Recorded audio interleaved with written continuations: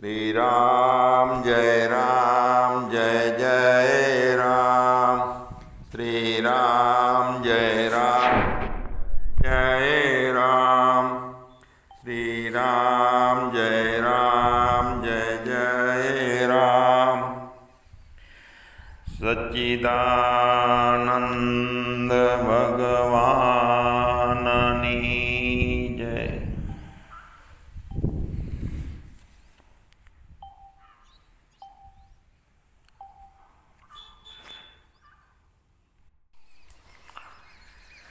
બધા અવાજોની ખટપટ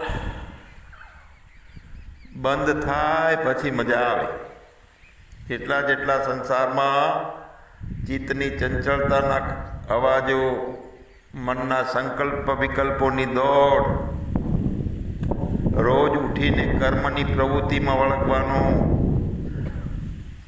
આ બધી ખટપટ શાંત થાય। मतलब ये शांत क्या थाय कि शांत महासागरनी अंदर शांतिपूर्वक अंदर रहीए तो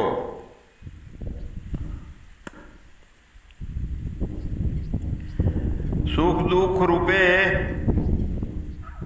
આપણે એમાં રહીએ છીએ તો જે સુખ દુઃખનું આપણું સામ્રાજ્ય બનાવ્યું છે એ કેટલા દિવસનું? રાત્રે ઊંઘીએ ત્યાં સુધીનું હોય છે, અથવા પ્રાણ જતો રહે ત્યાં સુધીનું ક્ષણ ભંગુર આખું રાજ્ય ઊભું કર્યું છે સુખ અને દુઃખનું આપણે ભોગવટાનું।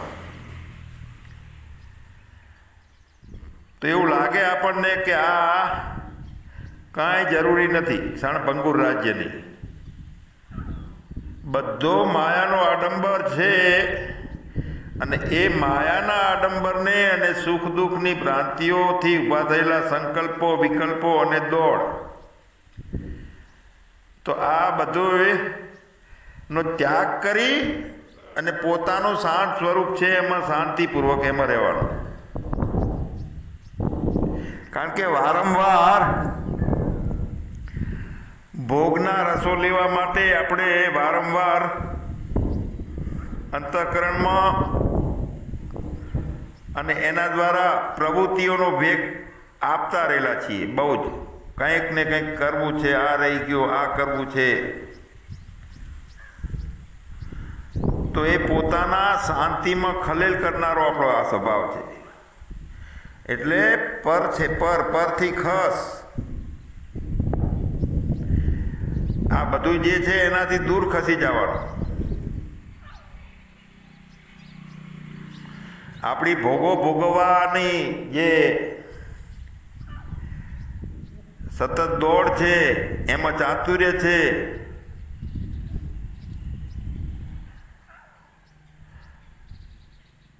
તો એ ચતુરતા જે છે ને ભોગવવાની આપણી હોંપણાની, એ બધું જન્મ, આયુષ્ય અને જડતા ત્રણેય ભેગું થઈ અને એક ગારો ઊભો કરી નાખ્યો છે આપણે ચતુરતામાં। એટલે આ ત્યાગીને કે અમૃતત્વ માનશું, આ બધું ત્યાગવાનું છે।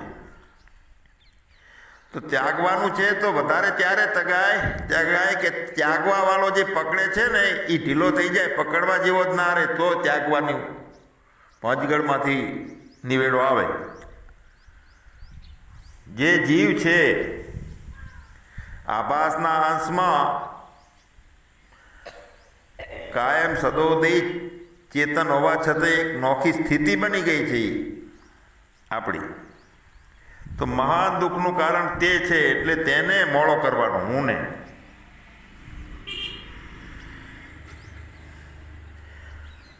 ચિત્તની ચંચળતા જે છે એ આપણને મૌન સુધી જવા દેતી નથી, શાંતિ સુધી। આપણને હું દેહ છું અને આ બધું સુખ દુઃખને સાચું છે, જરૂરી છે એવું લાગે છે। જો આપણે દેહ નથી એવું માનતા હોઈએ તો સામે દિવાલમાં ચિતરેલો દેહ હોય કોઈ તો એ નથી એમ માનીએ છીએ, એવી રીતે આ ચિતરેલો માનીએ છીએ આપણે આપણા દેહને। આ સમષ્ટિની દિવાલ ઉપર, આ ચિદાભાસ ઉપર આ બધા બીબા છે ચિતરેલા। હું એ બીબું છે, સામે દેખાય એ બીબું છે, આવું બધું ચિત્રેલું હોય એવું લાગે છે આપણને. ચિત્તની ચંચળતા હોય ત્યાં એ મેળ નહીં આવે. શાંત ભાવમાં પ્રવેશ કર્યો હોય આપણે તો આ વિચાર આપણને પલ્લે પડે. એટલે પોતાના આત્મજ્ઞાન માટેનો જે વિચાર છે તો એના પૂર્વે પહેલી સ્થિરતા અંતઃકરણની હોય, મુમુક્ષા હોય.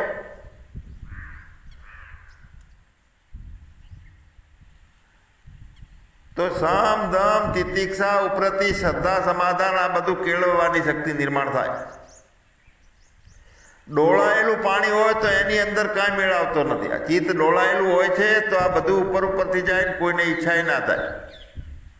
પેલું શાંત ભાવની શું મજા છે એ ચાખેલી હોય, ચાખીએ પછી ઈચ્છા થાય કે આપણે આ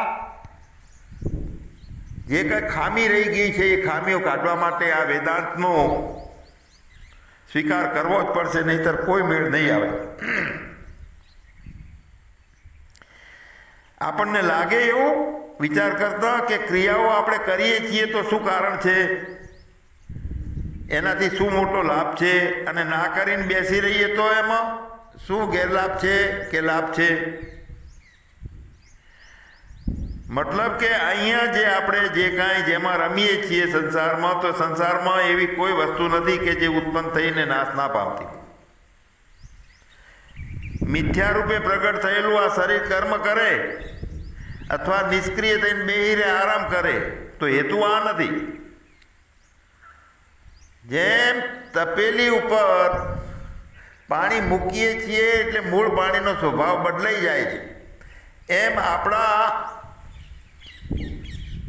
હુંનો સ્વભાવ માયામાં અને અજ્ઞાનના કારણે બદલાઈ ગયો. કરતા ભોગતા પણ એમાં આવી જાય છે.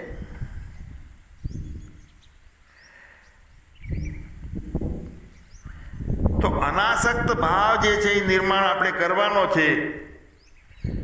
કર્તવ્ય કર્મો થતા હોય, એમાં પ્રવૃત્તિ થતી હોય તો અનાસક્ત,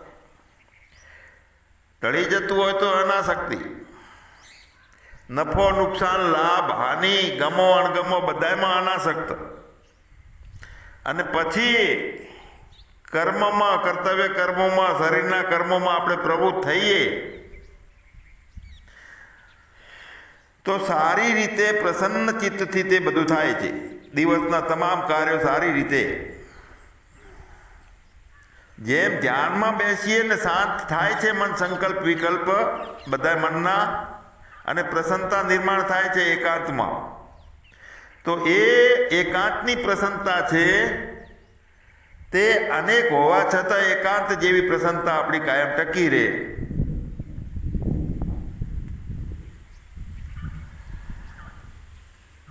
મનને એકાગ્ર કરી અને પોતાના ચિત્તને આ પ્રમાણે સમજાઈ અને ચંચળતામાંથી દૂર ખસવાનો છે. એક વસ્તુ પ્રાપ્ત કરવી છે, નિત્ય મૌન, નિત્ય શાંતિ, તો વચ્ચે ખલેલ પાડનાર પરિબળોને આગા કરવા પડશે. એટલે સમદમાદી સળ સંપત્તિ, વિવેક, વૈરાગ્ય, મુમુક્ષા આ બધાનો આશ્રય લેવો પડે પછી સુખના સાધનને પરિપૂર્ણ કરવા માટે. તો આ બધું કરવાથી શું ફળ પ્રાપ્તિ થાય છે? તો આત્માનું સુખની પ્રાપ્તિ થાય છે.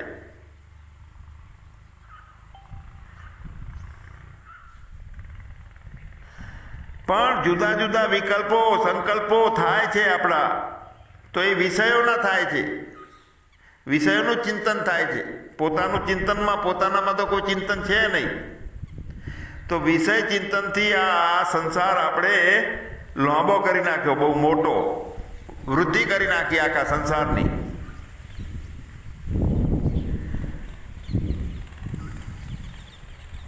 તો ચંચળ બનાવી દીધો આપણે સંસારને આખા આપણા. હવે જો પરમ એકાંત ને પરમ શાંતિ છે એને એક બાજુ ત્રાજવામાં મૂકીએ ને એક બાજુ ચિત્તની ચંચળતા, સુખ માટેની દોડ અને સુખના ભોગોની પ્રાપ્તિ કરી લીધી. અને એ શાંતિ મેળવી. તો બંને શાંતિનું ત્રાજવું કયું નમે છે? એકમાં શાંતિ મળી પણ ટેમ્પરરી મળી, ઘડીકની મળી, પાછું દુઃખ આવીને ઊભું રહે. પણ એક પરમ શાંતિ છે એક ત્રાજવામાં. જો આ સંસારનો સાર કેટલો છે એ સમજવાનો છે. અસાર સંસાર છે. આ વિષયને મુખ્ય સમજી અને એમાંથી બહાર નીકળવાની જે આપણે હોવી જોઈએ ભૂમિકા, આને કહેવાય શુભ વિચાર. સારો વિચારની શરૂઆત થવી જોઈએ. જો સ્થિરતા હોય તો વેદાંત સમજાય, સ્થિરતા હોય તો ઇન્દ્રિયો ઉપર નિગ્રહ થાય, શમ દમ તિતિક્ષા સમાધાન ઉપરતિ શ્રદ્ધા બધું થાય સ્થિરતા હોય તો. અને એ સ્થિરતા પ્રથમ આપણે પ્રાપ્ત કરવી પડે. પેલા દુઃખો ઊભા થાય છે ને ગમતા નથી, એ ભાવ અંદર નિર્માણ થવો જોઈએ. અને શાંતિની સ્થિરતાની શોધ ચાલુ થાય એટલે વચ્ચેથી આપણને એના રસ્તા મળી જાય. આ વેદાંતે આપણને બતાવ્યા છે આ રસ્તા. જેટલું જેટલું અજ્ઞાન છે અને એની અંદર આપણે ફસાયેલા છીએ, ભરાયેલા છીએ, તો એ અવિદ્યાનો તો સ્વભાવ છે પોતાની શાંતિને વચ્ચે પડદો કરી નાખે. પરમાત્માનો પડદો કરી નાખ્યો છે અવિદ્યાએ. અવિદ્યાનો સ્વભાવ છે આવરણ કરવાનો. હકીકતમાં જે સત્ય છે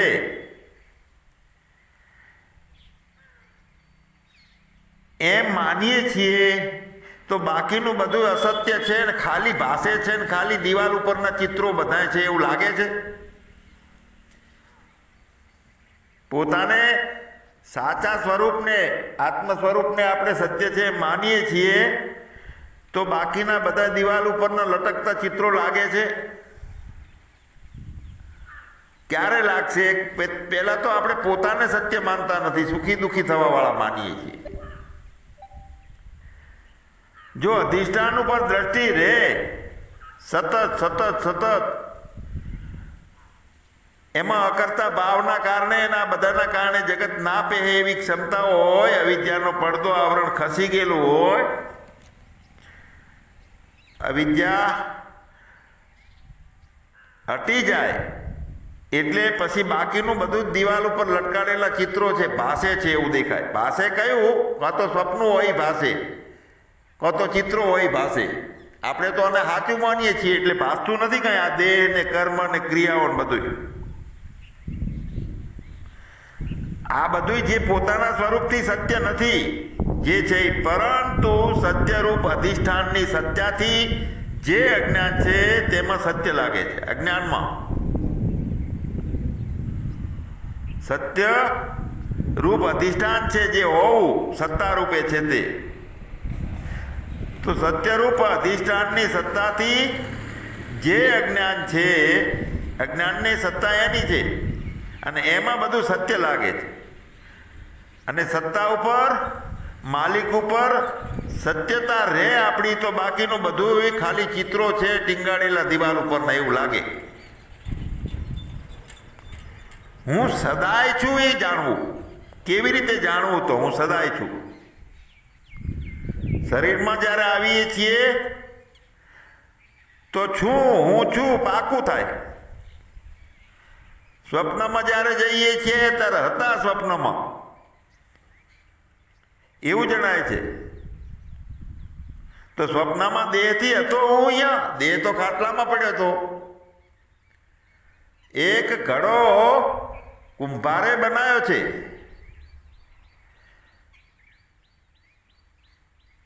તો એ ઘડો જો એનામાં જાણકારી હોય, અંતઃકરણ હોય, અંતઃકરણ હોય ત્યાં આભાસ ઝીલાય ને આભાસ ઝીલાતો હોય તો જ જાણકારી આવે. નથી ઝીલાતો પણ એક દ્રષ્ટાંત છે આ. એનામાં જો આભાસ ને અંતઃકરણ હોય તો એ એમ કે હું રૂપાળો છું, હું જાગું છું. એ ઘડો ઊંઘી જાય તો ઘડો કે હું ઊંઘ્યો તો, અને ઊંઘમાં ઘડામાં બીજો ઘડો આવ્યો તો ઊંઘ્યો તો ઘડો પણ નવો ઘડો ઊભો થયો તો ઊંઘમાં.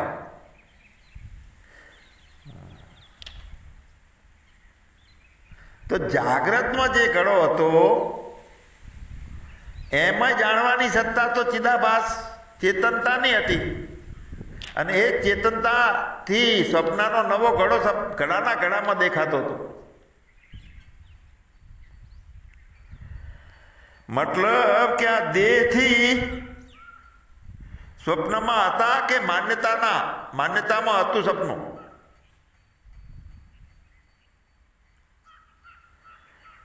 તો આપણે આપણા કોઈક ને કોઈક પ્રકારના ખ્યાલમાં હતા સપનામાં.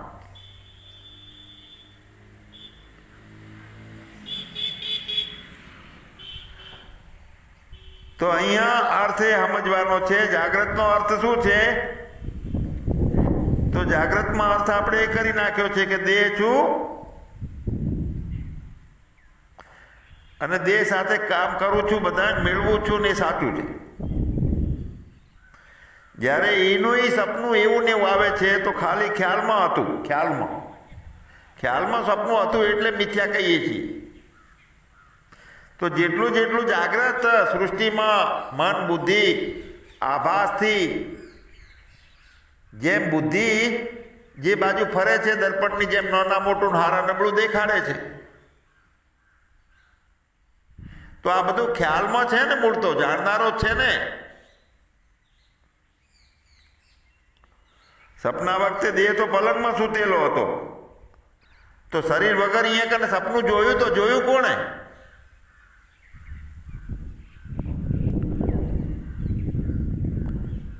શરીર જાગતું હોય, બુદ્ધિ જાગેલી હોય, આભાસ જાગેલું હોય ત્યારે તો જે આપણે બધા હું માને છે એને જાગ્રત બુદ્ધિ અને જાગ્રતમાં અનુભવો એના કાર્યો જે બધા છે એ જોવે છે. અને તે જે હું ભ્રાંતિથી માનેલો છે તો એ ભ્રાંતિ છે. ભ્રાંતિ વગરનો હું છે એ જાગ્રતને જાણે છે અને સપનામાં એકનો એક જાણે છે એ રહી.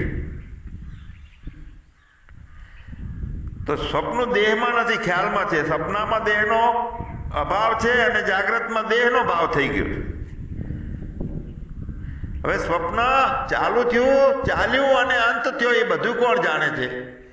જે જાગ્રત ચાલુ થયું, જાગ્રત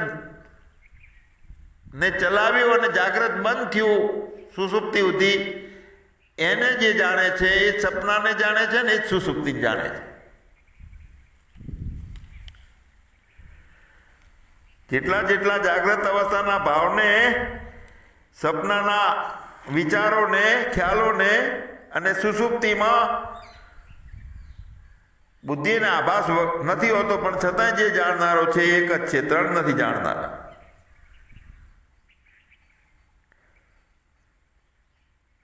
મતલબ એ થયો કે સ્વપ્નનો જાગ્રતની અને સુષુપ્તિમાં પ્રતીતિ નથી, જાગ્રતમાં અને સ્વપ્નમાં પ્રતીતિઓનો આશ્રય અને સુષુપ્તિનો આશ્રય એક જ છે.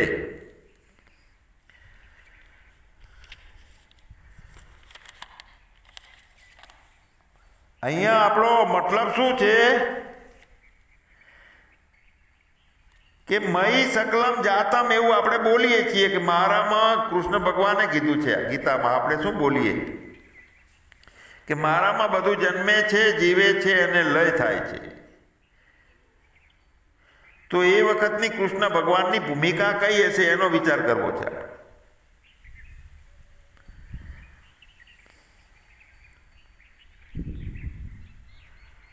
વ્યાપકતાની ભૂમિકા ખરી, અને એવી વ્યાપકતાથી બધું મારામાં છે,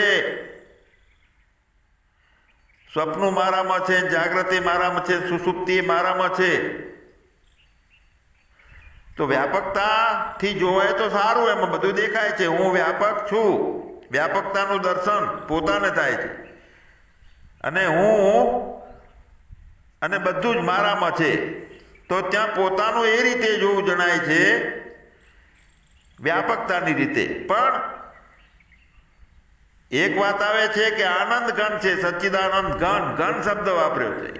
ઠોસ છે, ભરપૂર છે, સોયની નોક પણ ઘૂસી નથી શકતી.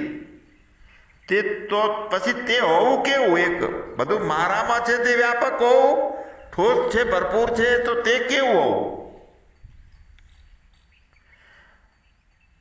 તો ચિદ, ઘન, વ્યાપક, ચેતન ત્રણેય હોવું નથી.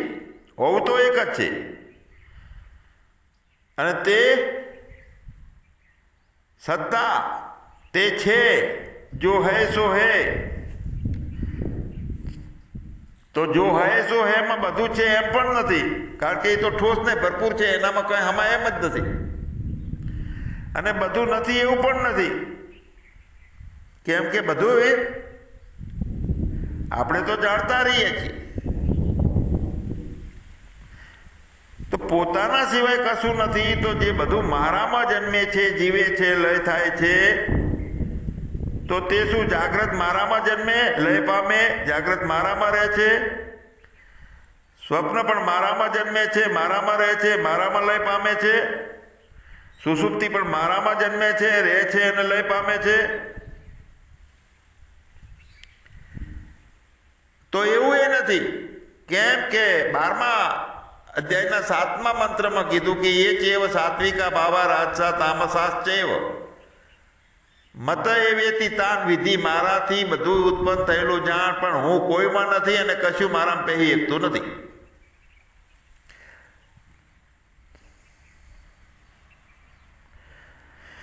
જાણનાર છે તે અંતર્યામી છે, અને છતાં હોવું તે એક જ છે, અસંગ છે, નિર્લેપ છે. તો બીજું બધું કર્યું તે શું? તો તે પોતે અવિદ્યાથી ઊભું કર્યું અને વિદ્યામાં, જ્ઞાનની નિષ્ઠામાં વ્યાપક છું, અસંગી છું, નિર્લેપ છું, એવું આપણે બધું કર્યું છે. ઠોસ છું, ભરપૂર છું. પણ હોવું કોઈ જડ પદાર્થ નથી કે એના ઉપર બધું હોય. દિવાલ જડ છે, તેના ઉપર ચિત્રો હોઈ શકે છે.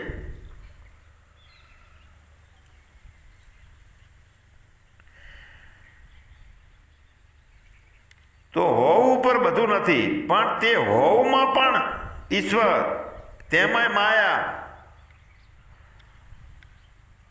બધી સત્તા,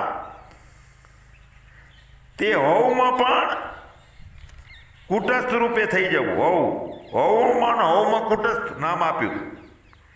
એમાં પાછો અવિદ્યાનો અંશનો પોષક અધિષ્ઠાન કુટસ્થ, જીવનો અધિષ્ઠાન કુટસ્થ, આ બધું જ જગત આખું હોવમાં બીજું હોય. તોય હોવનું હોવું એમ જ રહે છે.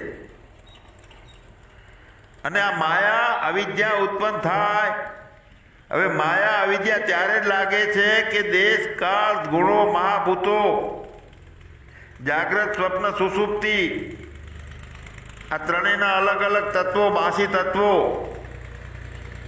આ બધા એનું એકબીજામાં આક્રમણ સંક્રમણ ચાલુ છે. અને આ ભવ મેળો, ભવ એટલે થઈ ગયેલો મેળો, ભવ એટલે ભવતી ઇતિ ભૂતાની, આ ભવ મેળો ચાલુ કરી નાખ્યો આ બધો. તો હોવાના હોવમાં કાંઈ નથી, બધું પ્રમાતાને છે. અને એ સાચું ભાષે છે. એને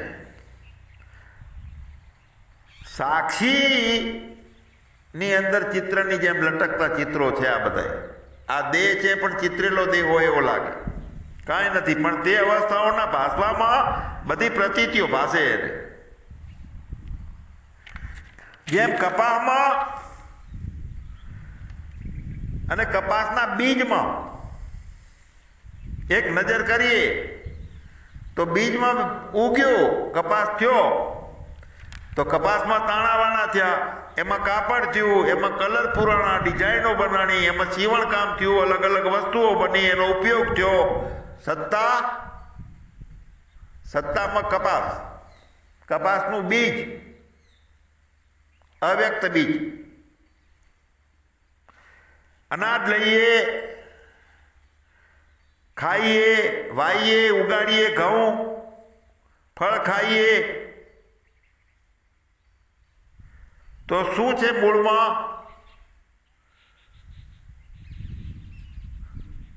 તો મૂળમાં પૃથ્વી છે અથવા પાણી છે, પણ પૃથ્વી પાણીમાં બીજ છે, અવ્યક્ત બીજ. બધા અનાજ છે, બધા ફળો છે, પૃથ્વી રૂપે છે. નોખા નોખા દેખાડે છે આપણી ભોગવૃત્તિ, માયા, અવિદ્યાના અંશમાં બધો ખેલ. હા, તો માયાના ખેલ, બધા માયાના ખેલ, નજરે દેખાય બધા માયાના ખેલ. સત્તા રૂપે હોવામાં જ આપણી સ્થિરતા કરીએ. માયા અવિદ્યા હકીકતે એક જ છે, બે નથી માયા અને અવિદ્યા. શુદ્ધ સત્વગુણના પ્રભાવમાં માયા છે અને મલિન સત્વગુણના પ્રભાવમાં અવિદ્યા છે.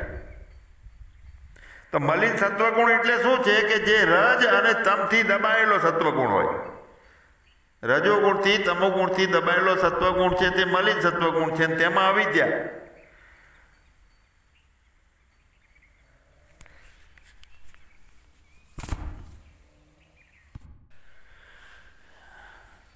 અવિદ્યામાં રજોગુણ તમોગુણ વધારે હોય, સત્વગુણ ઓછો હોય. અને રજોગુણ તમોગુણ વધારે હોય અને જે આભાસમાં હોય તે જીવનો આભાસ અંશ, કે જેમાં રજોગુણ અને સત્વગુણ હોય તે જીવનો આભાસનો અંશ છે. અને એ આભાસમાં અવિદ્યા છે, ચેતને છે અને આભાસ છે. ત્રણેયની એક ગેંગ બનાવી છે આ લોકોએ, જીવે.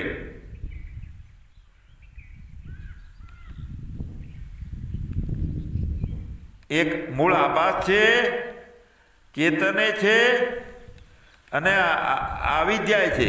ત્રણેય મળીને એક ગેંગ બનાવી છે. એનું નામ, બોસનું નામ પાડ્યું છે જીવ.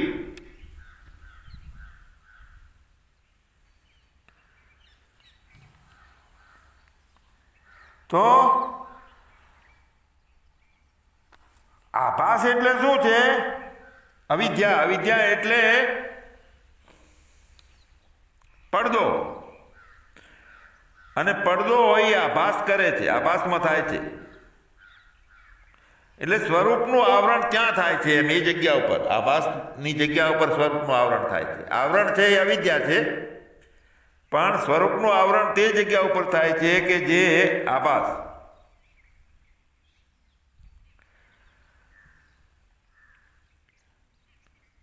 ચેતનનું ભાન એ એના અધિષ્ઠાનમાં છે. ચેતન રૂપ શુદ્ધ સ્વરૂપ થવા દેતી નથી આપણને. આ આભાસમાં આવરણ બન્યું છે તે શુદ્ધ આત્માના પોતાના અસલ પ્રદેશમાં પ્રવેશ કરવા દેતો નથી. એટલા માટે જીવમાં બંધન છે. ઈશ્વરમાં બંધન નથી, કારણ કે શુદ્ધ સત્વગુણ છે, એમાં રજોગુણ તમોગુણ દબાયેલો નથી. તો એવો આભાસ છે ત્યાંનો. એ આભાસમાં કોઈ આવરણ નથી. ઈશ્વર અને આભાસ બંને એક રૂપે છે ત્યાં. એટલે ઈશ્વરમાં બંધન નથી, મુક્ત છે, શુદ્ધ છે, બુદ્ધ છે. અને આ જીવાત્માએ એની ગેંગ બનાવી છે નવી. તો એની અંદર, એ ગેંગની અંદર બધું આવે. લૂંટી લેવાનું આવે, ભોગવવાનું આવે, જેલમાં જવાનું આવે. અને સુખી દુઃખી જે વધારે ગેંગનો માસ્ટર હોય થાય છે, ગેંગસ્ટર હોય. તો આપણે મૂળ વાત એ છે કે પોતાનામાં પોતે સ્થિત થઈ એટલા પોતામાં મજબૂત બનીએ કે અવિદ્યા અને આવરણ તોડવા માટે કરીને આપણને કઈ અઘરું ના લાગે, તૂટી જાય, ભાગી જાય અવિદ્યા. એટલે ભગવાનને કહેવું પડ્યું છે કે મયેવ મન આદસ્ત્વ મયી બુદ્ધિ નિવેશય. મારામાં મન બુદ્ધિને જોડ, પછી તું મારામાં જ નિવાસ કરીશ. અને એમાં જરાય સંશય નથી એમ કહેવું પડ્યું, કારણ કે આપણે સંશયવાળા છીએ. એટલે ભગવાનને કહેવું પડ્યું છે કે નિવસ્યસી મયેવ અત ઉર્ધ્વ ન સંશય. સચ્ચિદાનંદ ભગવાનની